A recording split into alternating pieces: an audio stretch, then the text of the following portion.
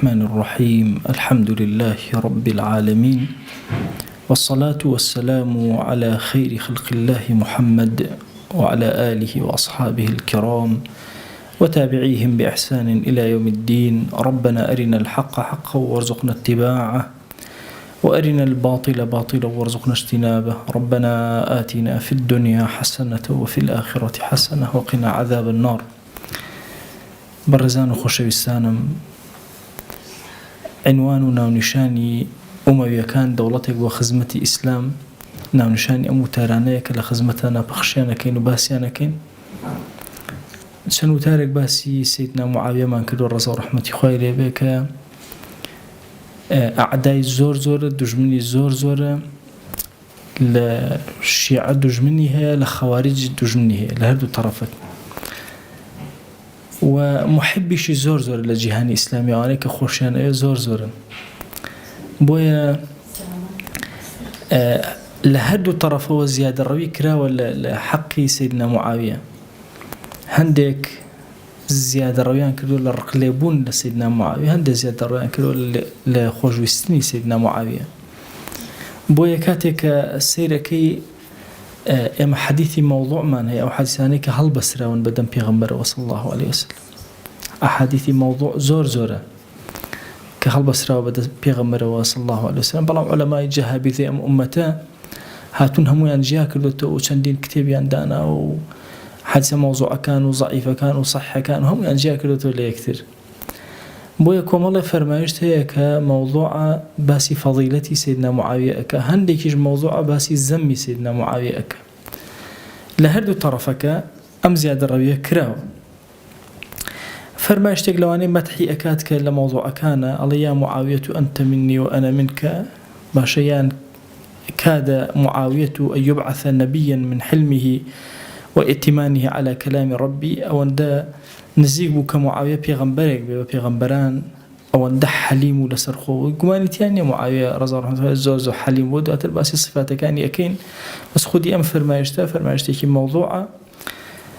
ئیمامی ذەهەبی ئەفەرمێ زاهیری ئەم حەدیثانە کۆی گشتیان وا دەرەکەوێت کە هەمویان مەوضوعن. لە زەمی سەیدنا موعاویەش هەر عینەن کۆمەڵە حەدیث دروست کراوە بەدەم پێغەمبەرەوە صلی الله عليه وسلم على ئەساس خۆشەویست فەرموویەتی ڕۆژێک دانیشتۆ وتوێتی ئێستا کەسێک لەم دەرگاوەتی ئەپەڕێ ئەوە ئەهلی جەهەنەمە. کاتێککە هاتووە سێرەکەن سەیدنا موعاویەیە، توێتی ئێمە ئەمرێ لەسەر غەیری سونەتی من. حەدیثەکە مەوضوعە دروست کراوە. ئیبن جەوزی ڕەحمەتی خوای لێبێ ئەفەرمێ کیلا الفەریقەین على الخەطأ القەبیح، لە هەردوو تەرەفەکە ئەوانەی کە زۆر خۆشەویستیان بۆ موعاویە ڕەزا و ڕەحمەتی خوای گەیشتوتە پلەیەک کە حەدیثی بۆ دروستکەن، ئەوانژی کە ڕقیان گەیشتوتە پلەیەک کە حەدیث لە دژی دروستکەن. هەردوو تەرەفەکە لەسەر هەڵەیەکی زۆر وازح و دیار و زۆر قەبیحن. بچینەوە سەر حەیاتی سەیدنا موعاویە ڕەزا و ڕەحمەتی خوای لێبێ. دیارە کاتێک کە سەیری قۆناغبەندی ژیانی ئەکەی، ئەبێ ئێمە بزانین موعاویە ڕەزا و ڕەحمەتی خوای لێبێ لە زەمەنی پێغەمبەرە صلی الله عليه وسلم کێ، لە زەمەنی ئیمامی ئەبوبەکرە کێ، لە زەمەنی ئیمامی عومەرە کێ. ئیمامی موسلیم بۆمان ڕیوایەتەکە لە ئیبن عەباسەوە ئەفەرمێ کاتێک کە أبو سفيان لدواي فتحي مكة هات خزمة في غمر صلى الله عليه وآله وسلم متي إن أبا سفيان طلب من النبي أن يؤمره حتى يقاتل الكفار كما كان يقاتل المسلمين. هات خزمة في غمر صلى الله عليه وآله وسلم فنبي بمك بأمير جيشك شون جنگ لقل مسلمان نكردو أو جنگ لقل كافران أبكم شون هولم داو مسلمانان بشكينم أو هول أدم كافر كان بشكينم. أما الدواكاري كمي أبو سفيان داوكاري دوهمي وأن يجعل معاوية كاتبا بين يديه، فرمي ومعاوية شكبه كاتب لبردسي خوتا كسيكي خنواره. وطبعا هيك مشهورة لوي كهم كتابتي بقوته هم لحسابه زوزو زيرك لهدو اشتكانا. ويغمري خاص الله عليه وسلم وكل صحيح مسلمات وفرنا فاستجاب له هردو اشتكي بوكرت خوشي كرد أمير وسل جيشك وبو غطفان وآني نارد. ومعاوية رضي الله عنه كرده كاتبي وحي. طبعا كاتبي وحي زور قرنقة أو هاولاني كان مشهورة لنا ومكة ولا مدينة ولا آخر عمري بيغمر صلى الله عليه وسلم ككتابتي وحيان كردو أو اشتكي فرمو بين نسيان ولا قرآن. أما أنا أبي زور أمين بوبن بوي أمكار قوري بيسباردون نزيكي 50 هاولمان هي باسي أو أكريك أمانة كتابي وحين هندي فرموانا هجدا هندي فرموانا بلام تو بير كره ولا 124,000 الصحابة بنجاكس يعني هالبجيرة وابوي كاتبي وحي بي يكي لم بنجاكسة باشا بريتي لسيدنا معاوية رضي الله رحمة خوالي طعنك هي لكردي شابستوتان ولا غير كردو أمانة بو أصحابانيك لدواي فتح مكة إيمانا هنا وبيان أوتي طلقاء في غمريان صلى الله عليه وسلم دواي فتح مكة فرمويان شيمان لأكي أي براي كوري برامان فرموي اذهبوا أنتم الطلقاء برون حرحموا تانيو آزادن هندك أميان بذم سير كردوا حتى أتوانا كوتوتي أنتم الطلقاء كأنما ذمي كردون بيغمر صلى الله عليه وآله وسلم بينما لحياتي بيغمرها صلى الله عليه وسلم أموية كان كبشيك بن لوانا تقول لخزمة كاني بيغمر يانشي صلى الله عليه وسلم تيابوا أن طلقاء أموية كان زورترين بشكي إداريان بركوتو والي لزماني بيغمرها صلى الله عليه وسلم والي مكة مؤتمني مكة أموية هيج كسيقني لنوم مكة بي وترابي من دخل دار أبي سفيان فهو آمن أم ميزي بيغمر صلى الله عليه وسلم بمبنا مالي أداء لخو نية سرك هي لناو أما كدواتر عرستانا كم أو سرتشون لجياني همو خلفاء الراشدين الرنج أداته ولا برامبر بنا مالي أموي كزوزر خزمتيان داونتي بويا حتى أو قصي كبرامبر بسيدنا معاوية أكري معاوية رضي الله عنه إلى جماعتي طلقانية شو بيش فتح مكة هم أبو سفيان هم معاوية رضي الله عنه إيمانيا هنا لدواي فتح مكة أوانيك لدواي فتح إيمانيا هنا خوشوي صلى الله عليه وسلم فرموا اذهبوا فأنتم الطلقاء بلام هاتون بتشكترين شت خلال دوزي بيتيانو إلا كلنا بطعن بسر سيدنا معاوية رضي الله رحمة خوالي به كأوش وكاركي أو الرقة قينية كلا دليانا چوكا سيدنا معاوية كسيك لو كساني باي دولتي كي وهدا مزران دوا كدواتر باسي أكين أول ده باي دولتكي بهيزا فرس الروم هردو كان لبرامر شكستيان هنا ونقوا حروب الداخلي لخوارج كان لجدسي أو شكستيان هنا بويا كاتك باسي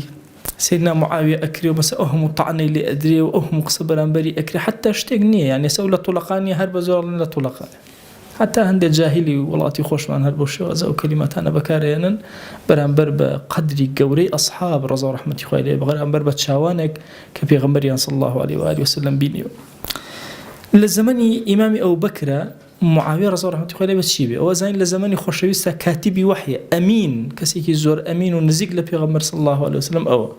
لو تاري بيشو باسي أو فرماشتان ما كل خزمتي بيغمبر صلى الله عليه وسلم جويلي وجرايتي وبوما أي لزمن إمامي أبو بكر لزمن إمامي أبو بكر يا كمين لواي مسلمانان برو الشام بريكوت طبعا إمامي أبو بكر أموية كان زورترين بكار هنا لجنگ كان الشام حتى دواج إمام عمر وإمام عثمان هم يعني بو أموية كان أم عشيرة بن مالية زور شارزابون لمسألة الشام شكو بازرگانيان ليه زوزو كردبو هرچی قلابو أي الناسي خلقيان أناسي ملكة كانيان أناسي حتى أبا سفيان خوي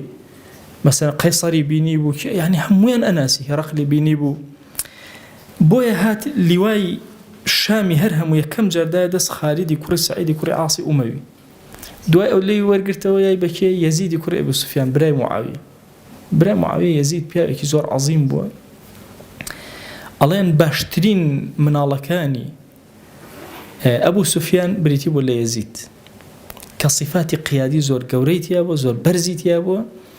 ألين بلام عمر مولتي ندا زو شهيد بو لطاعوني عمواسا شهيد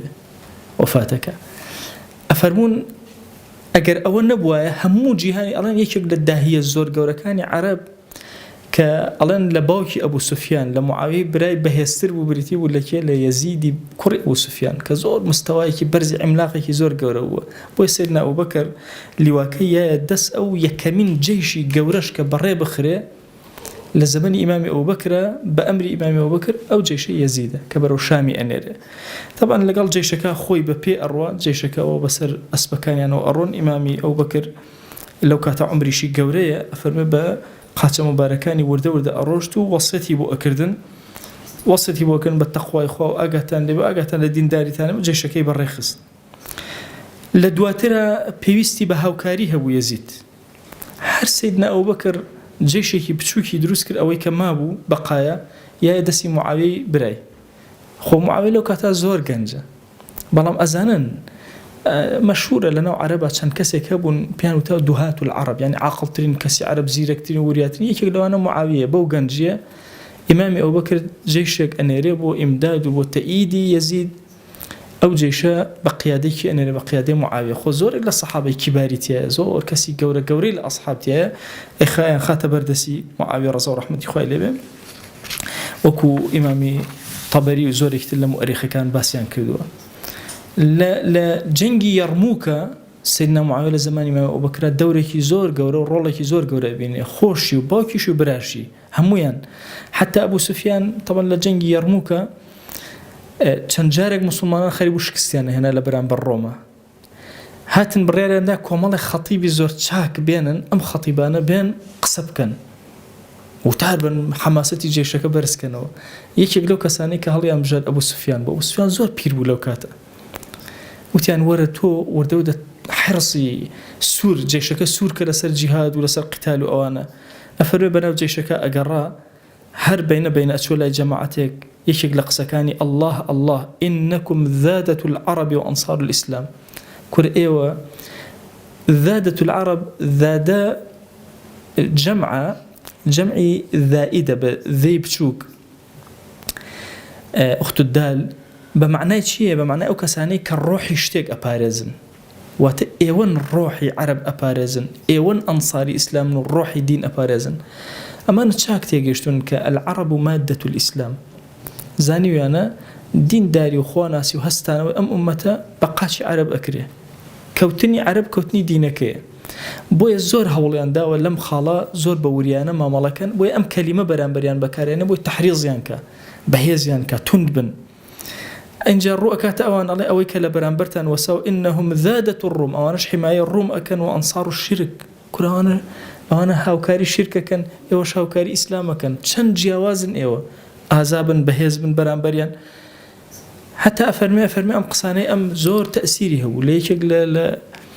بەرابەریەکانە ئەڵێ جێشەکە هەمووی ئەگەڕاوە کە گویان لە دەنگی ئەبوو سوفیان بوو کەلیماتەکانی دووبارە ئەکردەوە کەلیماتکە بە خۆتبە پێیوتبوون جاری دووهەم دووبارە ئەکردەوە بۆیان هەموویان جارێکتر پەلامەریاندا و خۆی گەورە نەسڵەتی پێدان لەو جەنگەیە لەسەر ئەم کارە بەم شێوازە معاویە ڕەزا و ڕەحمەتی خوای لێبێ لە ناو شامە ئەمێنێتەوە لە لای یەزیدی برای ئەینێرە بۆ ئەو شوێنە بڕۆ ئەوە بکە بڕۆ ئەم وردە قیادەیی معاویە ڕەزا و ڕەحمەتی خوای دەرەکەوێ باسەکرێ ئەو گەنجە مەسەن فڵانە شوێن بەو شێوازە مامەڵەی لەگەڵاکە بۆ شێوازە ئەوەی گرت ئەو ئیشە گەورەی کرد سیاسی و داهیەکی زۆر گەورە بوو حتا وەکو سیدنا ئەبوبەکر ڕەزا و ڕەحمەتی خوای وەفاتی کرد کە سیدنا ئەبوبەکر وەفاتی کرد سیدنا عومەر زۆر اعتیمادی لەسەر گەنجەکان بوو زۆر ئەهات کامانە زۆر گەنجی بەهێزن ئەوانەی هەڵەبژارد لەو کاتەشە ئەوە تاعون هاتووە وردە خەڵکێکی زۆر وەفاتی کردووە یەکەمین ئیمارەت کە درایە دەستی بەنامەی ئیمامی عومەر یەکەمین ئیمارەت تەمان ئیمامی عومەر کەسێک هەڵبژێر لە خۆ هەڵی نابژێرێ هەر ئەوە کیفایەتە بۆ ئەوەی فەضیلەتی معاویە ڕەزا و ڕەحمەتی خوای لێبێ دەرکەوێ ئەفەرمێ ئەستێرەی گەش و جوانی معاویە ڕەزا و ڕەحمەتی خوای لێبێ لە زەمەنی ئیمامی عومەرە دەرکەوت کاتێکە شوێنێک هەبوو بە ناوی قەیساریە ئێستا ئەگەر لە گۆگڵ ئەوانە لێ بدەن کیساریە یا قەیساریە یا قەیسەریە شوێنێکتان بۆ یانە کە لە ساڵی 1947 ئیسرائیل داگیری کردو لە نزیکی حیفا و ئەوانەیە ئێستا حالیان تقریبا بەلادەیەک ئەوترێ بەس لە ئەسڵا هەموو حیفا و ئەو محوەرانە هەمووی پێوتراوە قەیسەریە قەیسەر خۆی سەرپەرشتی ئەو شوێنەی کردو هەموو قووەتی خۆی لەوێ کۆ کردوەوە جەم کردووە حتا لە شوێنەکانی تر کە شکاوە لەوێ کۆ بۆتەوە مسلمان زۆر هەوڵیان داوە ئەو شوێنە بگرن پێیان نەگیرەوە ئیمامی عومەر نامەیەک ئەنێرێ بۆ سیدنا معاویە ڕەزا و ڕەحمەتی خوای لێبێ تەڵەبی لێ ئەکا کە بڕوا بەرەو ئەوێ ئەو شوێنە بگرێ لە نامەکە ئیمامی عومەر هەندێک تەوسیە و وەسیاتی جوان بۆ سيدنا معاوية أنوسي مثلا يشق لو وصيتكان الله لا حول ولا قوة إلا بالله زور بك ومزان خوتي شكو بيا زور اعتمادي لسر خويبو هيج حول وقوة وجول وحركة يعني حمو إلى لا إخوة زور أما بالله لقال إيمان دارانا نرم بهادئ بحليم بمهاجر وأنصار لبردستان أقوليان أمان كبار أصحاب لبردسي تويا بتشو سر على بركة الله لسب بركتي خواب تشو بأشينا. طبعا قيصرية تصورنا أكرا بجيريا 100,000 كسيتياو للروم، تصور ك100,000 كز لشوينيكي زور تند لا يشان دريايا هيش ترسيانية مسلمان ليونان تنها لا يشون أسا غزاء بينن لإن كان أو شوينيكي لا كيشي هالكوتو بالضبط كيساريا أو هالكوتو قيصرية أو هالكوتو لا كان أو بحر هيك كيشيانية بردوام إمداد وعتاديان بويا لا كي ترجع أو جانكن معاوية رضي الله عنه بحصاري كي زور قرسي لسردانا جنگي كي زور برابر هولي دا الأخيرة زالوا بسرنا قيصرية قرد. طبعا كأما يقرد نوبانجي سيدنا معاوية يك بارچة بلاوبي وبناو همو عالمي إسلامي جهاني إسلاميات شكا أو شويني كزور زحمد بو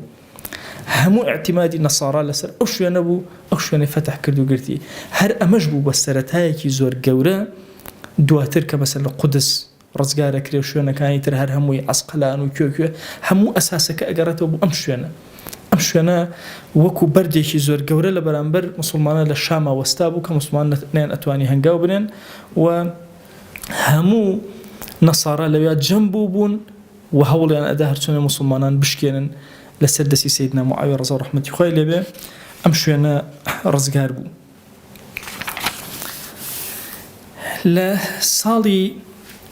هجدية طبعا أمكاتيك أما أمشونا أقريت هێشتا يزيد براي ماو هێشتا عبد الرحمن كوڕی عوف ماوە زۆرێک لە قائدە گەورەکان ئەبا عوبەیدەی جەڕاح ماوە دوای ئەمانە وەفاتەکەن هەمووی لە تاعونی عەمواسە لە ساڵی هەژدەیە بە ڕەسمی سیدنا عومەر ڕەزا و ڕەحمەتی خوای لێ بێت نامەیەک ئەنووسێت بۆ معاویە و همو دمشق و بعلبك و بلقا و حساب كتقريبا اگر بزماني امرو بلين اردن و سوريا و فلسطين و امانه هموي اخات امري معاويه رضا رحمتي خويله جنجا مقولنا مدينه دروسه بيت شلون امام عمر امي كرد شلون ام جنجا هنا اي كاتا ام ايش قوري بي اسبيري ام هم الصحابه قوره ما أفرميت تلومونني في ولايته إمام عمر أول لو ما كان لسر ولايتي معاوية رضي الله عنه خويله به وأنا سمعت رسول الله صلى الله عليه وسلم يقول كخوم جم له وبيغمر صلى الله عليه وسلم فرميتي اللهم اجعله هاديا مهديا واهدي به خويا هدايتي خوي بدا بكرة أو مقامي أو كخلق هداية بدا بهوي أو هدايتي خلق بدا يا رب أم بيستول بيغمر صلى الله عليه وسلم تقول له ما كان لسر أو كان جمدانا ولا قال أمشى زور أجي لمعاوية رضي الله عنه خويله نامه كأني رب سيدنا معاوية نامه كزور بندو درسي زور قوريتيا الله يا بنية طبعا إمام عمر عمري قورية إيش جنجك لبرد أي كل شيرينم إن هؤلاء الرهط من المهاجرين سبقونا وتأخرنا أجل ليه أم بيا وجوران لمهاجرين أم رهط أم خلقيك لبردسي تويا أما أنا زور جوران أو أنا بيش إما مسلمان إما تأخير وين دوا كوتين أو أنا بيش يندينو فرفعهم سبقتهم سبقوا بيش كوتين لإما أو أنا برس كردوا وقدمهم عند الله وعند رسوله صلى الله عليه وآله وسلم أما أنا بهوي أو زو مسلمان بون غمي دين ينخوار دو إما تأخير وين بهوي أو أما لا إخوة ولا بيغمري إخوة صلى الله عليه وآله وسلم جاكي الرزم لبيشون وقصر بنا تأخيرنا أو تأخيريك إما تأخير درن إيمان من هنا أو الزور تأثيريك إما خسوت الدواء دي قد بدن أم كلماتان إمام عمر نالي أي معاوية طبعا أدبك زور قوريتيا لقال أو جنجة أشتواني بالله كرم تو دواكوتو إلى إسلام أو أنا بيش كوتو الله منو تو دواكوتو إما دواكوتو أدبك زور قوريتيا إمام عمر زور عملاقي كي قوري للناسيني مروفو للشخصية كان أفرمي دي أقولي بي فصاروا قادة وسادة وصرنا أتباعا كل أوان إما أقر إسسر برشتيشيان كين أوانا هر قائد وقورن أوانا السيد وقوري إما شوين كوتي أوانين إما شوين أنا كين بلجر دسي إما بن يعني أي معاوية أقاد ليبي أقر شي أمانا رعيتي تون لجر صلاتي توم داناون بس أقاد ليبي أمانا هر هموان لإما قورترن لبيش إما ولا دين داريا لا إخوة قورترن أما أمور الدنيا إما إبن بريوه لدين أمان زور لبيشوان زور قورن أمان السيدي إيمن قوري إيمن قائدي إيمن أبو شوازة ما مليان لقلابك أقال لي به وقد ولوك جسيما أمانة أمبيرانا لدور بري من موافقين كردو لسر أوي أمكار قورة عظيمة بدن بتوتوب كان أمير أموري خوان هم تسيمي إيوك تو كردو فلا تخالفهم أقول لي بيتوانيا نكي فإنك تجري إلى أمد تو بوشينك دور كاركي بروشينك دور الري كأنما سبحان الله سيدنا عمر أبينيك معاوية ورده برو بليكي زور بالا أروى أفرمي فنافس ديبرو منافسة بك منافسة بقوة أجر تواني لمنافسك سركبي أورثته عقبك أفرمي أم أورثته عقبك معناه شيء معناه أويك حمد استايشيكي زور قور أكري لدوايا أتواني تا ما ويكي زور حكم دا صلاة بقري تدس طبعا سيدنا معاوية كاتك كيثر أم هوالا أبي سي ورد أروات برولاي أبو سفيان كيزيد وفاتي كردو وهند هردو كان أن بينيو تعزباريان لأكاتو بيان الله كمعاوية مخصوص تشويني يزيد طبعا هردو كان زوريان بيو خوش به لبر خالك لسرتاو بوم باس كردن أيان زاني أم كرشتي زور قوري لدرسي معاوية عمل لا أن يقين بو أيان زاني يزيد لقال أو قدارته زهقاوة زيركي خوكو معاوية نابت كزانيان معاوية دانا وإتر زور بأرامي حتى أبو سفيان وتي والله أو قرابته أو صداقته أو راهم يتجيب جكر أي سيدنا عمر لحقي معاوية هند أفرتك زور عقل يتنا ما بكركي أن ريبا بلا كاتي أزاني معاوية أم كار قوري بيسبيرا ولا لان كيشوا لا إمام عمر رضا ورحمة خوالي به الله والله يا بني إنه قل من تلد مثلك زور كما هاويني تولد دايق بيت الدنيا خم أزانم وأنبيا وأن هذا الرجل قد استنهضك في هذا الأمر أم كاريكي زور قوري كبيت سبيرا و أمبيا وش توي راب راندو بو كاريكي زور كورة فاعمل بطاعته أقول لي به زور جرى إمام عمر بك فيما أحببت وكرهت هرشتي بيت خوج وبيت نخوج هر بيجو إمام عمر ك شكا أمانتك زور قوري داوبته طبعا هندق لمؤرخين وهنيك استفادة للتاريخ كان أفرمون ليرة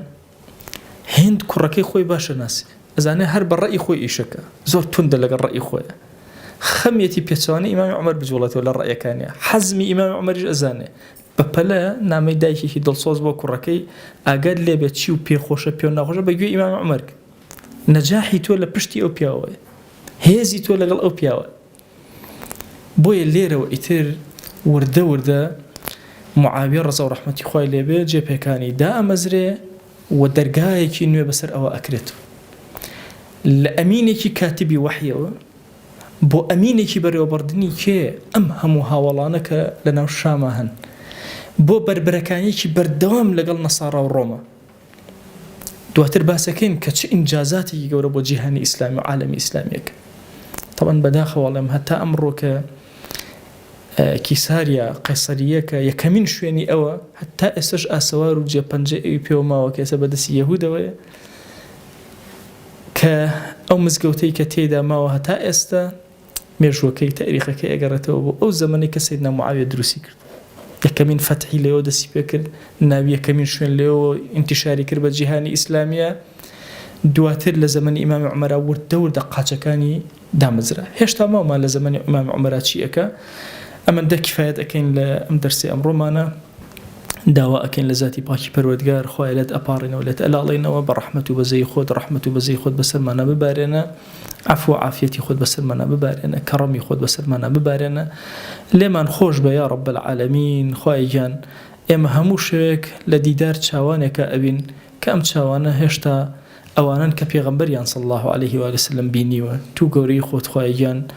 اما زور اشتياقي او انك بلقاي پیغمبر صلى الله عليه وسلم شاد بين تو قوري خود دلمان آرام كالرحمن اسودك دلمان پیوسك پیغمبر صلى الله عليه وسلم آرامي چاوكان من بخير بينيني پیغمبر صلى الله عليه وسلم خواب من جرى لو كساني که بخۆشەویستانی خۆشەویست قبول ئەکرێن دەرگاکانی خێر بەسەریانە ئەکرێتەوە ئیلاهی لێت ئەپاڕێن و لێت ئەلاڵێنەوە هەرچی کەڕەم و بەزەی خۆت هەیە بەسەرمانە ببارێنە هەرچی عەفو و عافیەتی خۆت هەیە بەسەرمانە دای ببارێنە ئیلاهی لێت ئەپاڕێنەوە لێت ئەلاڵێنەوە یا ئیلاهی دڵمان ئارام کە ماڵمان ئارام کە ژیانمان ئارام کە وڵات و نیشتیمانمان ئارام کە ئیلاهی لێت ئەلاڵێنەوە لێت ئەپاڕێنەوە بە ڕەحمەتی خۆت و بەزەی خۆت و بە کەڕەمی خۆت دڵمان خۆشکە یا رب العالمین دڵمان پڕکە لە نوری خۆت یا ئەکرەم الئەکرەمین خوای گیان داوات لێ ئەکەین بە گەورەی و ڕەحمەتی خۆت بەسەر ئومەتی ئیسلامی ببارێنە مەجد و سیادە و قیادە بۆ ئومەتە بگێڕنەوە یا ربی خوای نەسرت بە ئومەتی پێغەمبەر بدە صلی الله عليه وسلم دەستی کافران بشکێنە زەلیلیان کە لە بەردەم ئومەتە یا رب العالمین نەهضەیەکی زۆر گەورە لەم ئومەتە دروست کە دڵمان یەکخە إلهي أم حزباتي وتحزبي لنا وما ندرز وميه الله يا رب العالمين أم فكرنا يكلبين ما ندرز وميه الله يا رب العالمين يكمن خشون ضلي يك أصحاب ديك خست يكمن خشون ضلي أمتي في غمر صلى الله عليه وسلم العصر كان يكما يكخست بهز من كدجمنا كمان وبدو زروا إلهي بمان جرى لو كساني كبر رحمته بزي خود رحمته بزي بسريان أبارني خود بتاي بسر برشتيان أكي خوايان خود سر برشتي كاركان من كم من دردسي خو من تو قوري خود خوايا هر كارو قرفتك من يبو من شار سركة أو من بحال مال مالدارك أو من بمنال منالي بعطائك أو من بمنال منالي صالحك أو من نخوش الشفاء ببنيرة أو من قرزة كاني سرشاني سهلك أو من كم رصي حلالي زيادك تو گەورەی خۆت خوایە کەڕەمی خۆت بەسەرمانە ببارێنە عەفو و عافیەتی خۆت بەسەرمانە ببارێنە تو گەورەی خۆت خوایە ڕەحمەت و بەزەی خۆت بەسەر دایک و باوکمانە ببارێنە بەسەر برا و خوشەکانمانە ببارێنە بەسەر خێزان و هاوسەر و مناڵ و وەچەمانە تا ڕۆژی قیامەت ببارێنە بەسەر باو باپیرمانە ببارێنە ئیلاهی بەسەر مامۆسا و قوتابیمانە ڕەحمەت و بەزەی خۆت ببارێنە إلهي بسر خوشويستان وخزمان مانا رحمته بزي خود ببارنا إلهي داوال لي أكين رحمته بزي خود بسر همو أمتي بيغمرا صلى الله عليه وسلم ببارنا لقناهي مردو كان من مبورا لقناهي مردوي أمتي بيغمر صلى الله عليه وسلم مبورا بخوا پروردگارا أمانيك اللي ردانشتون همو من لأهل سنة رقمان ليك بيغمبر لبيغمبران عليهم الصلاة والسلام نابتوا ليك ها والله نابتوا ليك زانا لزانا كان نابتوا ليك ولي لولي كان نابتوا تو قوري إخوة خوايا برحمته بزي إخوة الصلاة أمضلي إما بقينا بيغمبر صلى الله عليه وسلم يا إلهي اشتياقي الروحي إما بقينا صلاة وسلام يخذ بسر يداب بارنا بأندازي نمباري وكاني أمصال إلهي صلاة وسلام يخذ بدي داري بقينا تو قوري إخوة خوايا داوال لي أكن بأمتي أو قبول مانك بشوين كوتي أول مان قرى لجر سيبري آلاي أو حشر مانك إلهي بهانا مسلمان غزة ورا سري إسرائيل شورك سري يهود ونصارى شورك إلهي داوال لي أكن برحمته بزي خود مسلمان عزيزك عزتيان بدري محفوظيان كبارزراويان ك إلهي داوال لي أكن برحمته بزي خود خواه بكر نكسيكي زور قور بسر يهود ونصارى إلهي جيهان لجر ظلميكي زور قور خواه هانا من بولايتو هنا وعدالتي خل سرزي بجرب من يا رب العالمين إلهي داوال لي أكن خويني تكاي من الله كان من إلهي پەردوداری ڕووخاوی سەرخان وەکان و سەر کەس و کارمان لە غەزەیە ئیلاهی هەمووی بۆ لای تۆ بەرزەکەینەوە یا رب العالمین بە ڕەحمەت و بەزەی خۆت و بە کەڕەمی خۆت یا ئەکرەم الئەکرەمین دەرگاکانی خێر بەسەریان ناواڵا کە یا رب العالمین خۆیە هانامان بۆ لای تۆ هێناوە بێ کەسین ئومەتی پێغەمبەر صلی الله عليه وسلم بێ هاناین بێ پشتین بێ پەناین تەنها تۆمان هەیە ئیلاهی دەی تۆش قدرەتی خۆت بنوێنە یا ئەکرەم الئەکرەمین دەرگاکانی خێر لەم میلەتە فەقیر و هەژارە بکەرەوە یا رب العالمین یا ربی خوایان ئەم وڵات و نیشتیمانەی ئێمە ئەم کوردستانەی ئێمە پیاوی زۆر گەورەی تیا هەڵکەوتووە خزمەتکاری زۆر گەورەی دینی تیا هەڵکەوتووە ئیلاهی ئارامی ڕەحمەت فەڕەحی هەرزانی یا ئیلاهی ڕزقی حەڵاڵی زۆر بەسەر ئەم وڵاتە ئێمە ببارێنە بمان پارێزە لفيتكان يهود ونصارى ومجوسية يا رب العالمين خويا داوا اللي أكين أمولات ونجتمان يا مبارز راوك إلهي داوا اللي أكين أمولات ونجتمان يا مبارز راوك آمين آمين والحمد لله رب العالمين وصلى الله على سيدنا محمد وعلى آله وصحبه وسلم تسليما كثيرا أبدا إلى يوم الدين خويا قول لقناهي من الشيء وجبوري وخالي من قبل